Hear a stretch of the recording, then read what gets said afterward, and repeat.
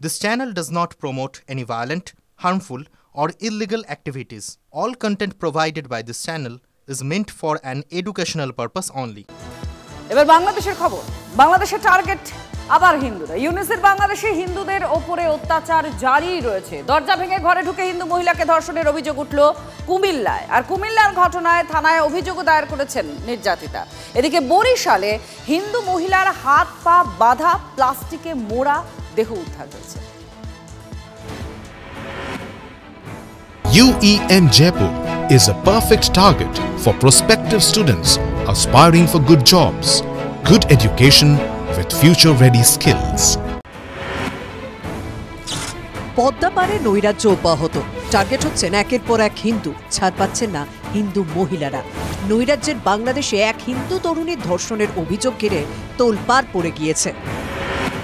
কুমিল্লা জেলার মুরাদনগরে বাড়ির দরজা ভেঙে তরুণীকে ধর্ষণের অভিযোগ। অভিযুক্ত এক স্থানীয় বিএনপি নেতা বলে জানা গিয়েছে। নির্যাতিতার ভিডিও রেকর্ড করে সে। সেই ভিডিও ফরওয়ার্ড করে অভিযুক্ত। ঘটনায় 5 জনকে গ্রেফতার করেছে পুলিশ। ধর্ষণ তো করেইছে, ওর ভিডিওটা পুরো রেকর্ড করে সোশ্যাল মিডিয়াতে, হোয়াটসঅ্যাপ গ্রুপে ওরা ছড়িয়েছে। আপনি ওদের সাহসটা দেখুন। ওরা এত নির্ভীক হয়ে গেছে যে ওরা নিজের রেপ করে, কাণ্ড করে ভিডিও সার্কুলেট করছে। ওদের এটা আশ্বাসন আছে কি আমাদের কিছু হবে না। বাংলাদেশের যিনি রাষ্ট্রনায়ক, তিনি শান্তিতে নোবেল পেয়েছেন। এই নোবেলটা আসলে জাতির কাছে একটা ভাওতা।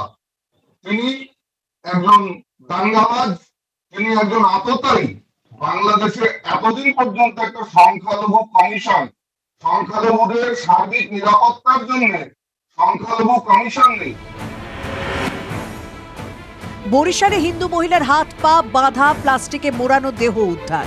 ভোলা রোডে তালুকদার মার্কেটের কাছে জঙ্গলে উদ্ধার দেহ। ধর্ষণ করে খুন বলে অনুমান। বিবাহিত মহিলা, ওর বডি পাওয়া গেছে। ও হাত পা বাঁধা, জঙ্গলে প্লাস্টিকে মেরে ওকে মার্ডার করে ফেলে দেওয়া হয়েছে। তো এরকম আমরা দেখছি প্রায় 24-25 জন মহিলাকে লাস্ট 2 সপ্তাহ 15 থেকে 20 দিন মধ্যে এরকম অপহরণ করা হচ্ছে, জবরদস্তি ধর্মান্তরণ করা হচ্ছে। ওই অনুরোধ করা হোক, উপরোধ করা হোক, হুমকি দেওয়া হোক, কোন রকম অবস্থার পরিবর্তন হচ্ছে না। এখনই সে কেন্দ্রীয় স্তর থেকে হোক, রাজ্য স্তর থেকে হোক, ভারতবর্ষকে আরো অ্যাক্টিভ হতে হবে। আমাদের মাননীয় প্রধানমন্ত্রীকে আরো কড়া পদক্ষেপ নিতে হবে। বাংলাদেশে হিন্দু সম্প্রদায়ের উপর হামলা, পূজার্চনা স্থল ভাঙচুরের ঘটনা অব্যাহত। ভারত লাগাতার আন্তর্জাতিক মঞ্চে এই হামলা, অত্যাচার নিয়ে সকলের দৃষ্টি আকর্ষণ করে চলেছে। তারপরেও হিন্দুদের ওপর অত্যাচার থামছে কই?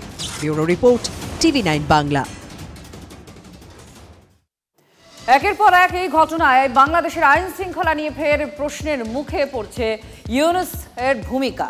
চাপের মুখে অভিযোগ তুলে নিতে চাইছেন কুমিল্লার নির্যাতিতা হিন্দু মহিলা। সম্মান তো আর ফিরে পাবো না, অভিযোগ করে লাভ কি? আমার স্ত্রী অভিযোগ তুলে নিতে চাইছেন, এই মন্তব্য নির্যাতিতার সামনে। নির্যাতিতাকে সুরক্ষা দিতে তাহলে ব্যর্থ ইউনুস প্রশাসন, সেই জন্যই এত ভয় তাদের।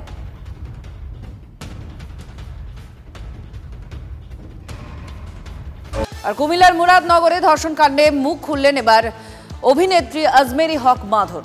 বহুবার অনলাইনে হুমকি পেয়েছি, তিনি লিখছেন। ঘৃণা, গালিগালাজ, কুৎসার পরেও কোনো পদক্ষেপ নেওয়া হয়নি। হতাশ বাংলাদেশের অভিনেত্রী। জুলাই বিপ্লবের পর পরিবর্তনের আশা করেছিলেন, কিন্তু ভুল ছিলেন। হতাশা ঝরে পড়েছে অভিনেত্রীর গলায়।